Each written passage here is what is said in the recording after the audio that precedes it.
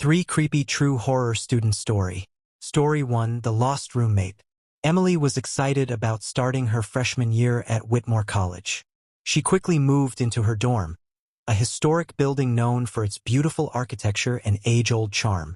Emily was assigned to room 202, sharing it with a girl named Sarah, who had been there for a semester already.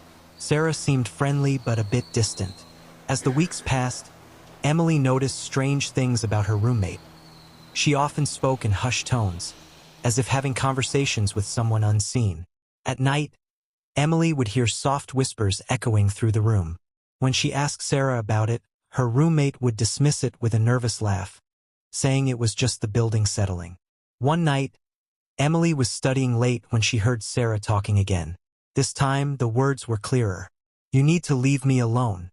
I'm not going back," she pleaded, her voice trembling. Curious and concerned, Emily got out of bed. "Sarah, are you okay?" she asked, but Sarah only shushed her, continuing to mumble to the empty air. The following morning, Emily found Sarah's side of the room empty. Confused, she went to the common area, where she learned that Sarah had vanished without a trace. The news sent a chill through Emily.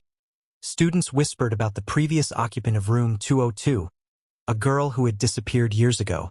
Determined to uncover the truth, Emily delved into the dorm's history. She learned about the girl who had gone missing, Claire, a student who had been deeply troubled and obsessed with the idea that someone was haunting her. Rumors suggested that Claire had never left the room, her spirit trapped between worlds. That night, unable to shake the feeling of unease, Emily returned to their room. As she sat on her bed, the whispers returned. Clearer now. "Help me. Find me." Heart racing, she pulled out her phone and started recording, hoping to capture any evidence. As Emily played back the recording, she heard a voice, a girl sobbing, saying, "They took me. You have to help me." The room grew cold, and the lights flickered. Fear gripped her, but she knew she had to act. She began researching ways to communicate with spirits. With the help of a friend, they set up a small seance in the room, calling out to Claire's spirit. "We're here to help you. You don't have to be alone," Emily said, her voice shaking. The atmosphere thickened, and the whispers intensified, almost pleading. Suddenly, a figure materialized before her, a translucent girl with sad eyes. "Help me find my body," Claire whispered, before fading back into the shadows. Emily felt compelled to help Claire find peace. After more research, she discovered that Claire had disappeared near the old campus chapel. With a few friends, she ventured there, searching the surrounding grounds for any sign of the lost girl. As they dug around a large oak tree, they uncovered a small, weathered box containing Claire's belongings. A locket, a journal, and a note that revealed her fears of being watched. With tears in her eyes, Emily read the note aloud, offering Claire the closure she desperately needed. That night, back in their room, the atmosphere shifted. The whispers softened to a gentle sigh, and for the first time, Emily felt a sense of peace. "Thank you," she heard Claire's voice say, finally free from the burden of her tragic past. Story 2, The Laboratory Incident. In the heart of Cedar Valley University, students often whispered about the old science building. Rumors circulated about an abandoned laboratory deep within, said to be the site of strange experiments conducted decades ago. When Tom, a junior majoring in biology, was assigned a research project, he found himself drawn to the mystery. His professor, an eccentric old man, encouraged curiosity but warned of the building's haunted reputation. Intrigued, Tom enlisted his friends, Lisa and Mark, to join him in exploring the lab after hours. One chilly night, they crept into the building, flashlights in hand. The air felt heavy with anticipation as they descended into the dark, dusty basement. The door to the old laboratory creaked open, revealing shelves lined with dusty beakers and faded charts. As they explored, they stumbled upon a locked cabinet. After some effort, they pried it open to find old journals filled with bizarre notes about experiments on human subjects and claims of communicating with the dead. Tom's heart raced.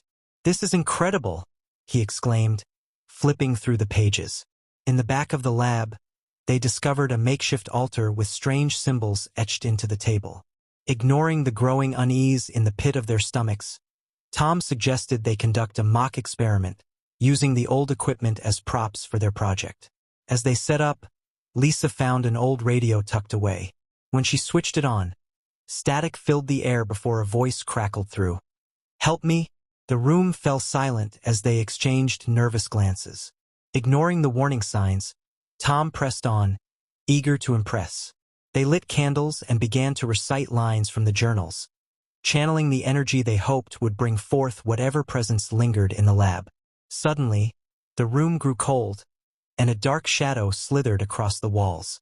The candles flickered wildly, and the air was charged with an otherworldly energy.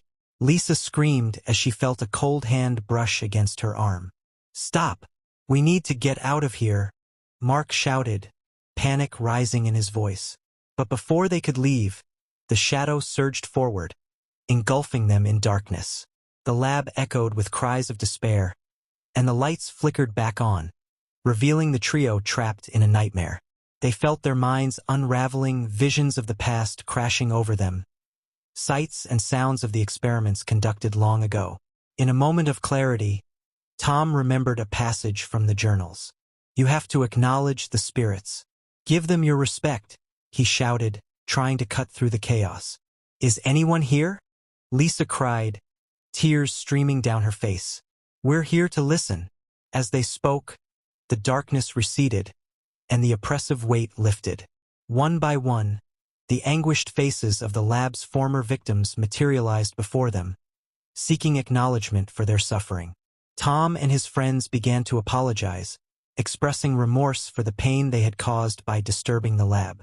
"We honor your memory," Tom declared, and the spirits began to fade, whispering their gratitude. With the spirits gone, the room returned to normal, though an eerie silence hung in the air. Shaken but relieved, Tom, Lisa, and Mark stumbled out of the lab, vowing never to speak of the incident again. In the following weeks, the trio focused on their studies, but the experience lingered. They realized the importance of understanding history, not just as a subject but as a reflection of humanity's darker impulses. The abandoned lab became a solemn reminder of the past, urging them to tread carefully in the realms of knowledge and discovery. Story 3, The Roommate. Jess had always been a loner, but when she finally got a roommate, she was hopeful for a fresh start. However, her new roommate, Mia, was strange. Always quiet and often found staring at the wall. One night, Jess woke to find Mia standing at the foot of her bed, her face expressionless. "You should join us," she said, her voice chilling. Confused, Jess asked what she meant. Mia smiled, revealing sharp teeth. Suddenly, Jess felt an intense pressure in her chest. The next day, Mia was gone, and Jess found herself alone, except for the whispers that now filled the room.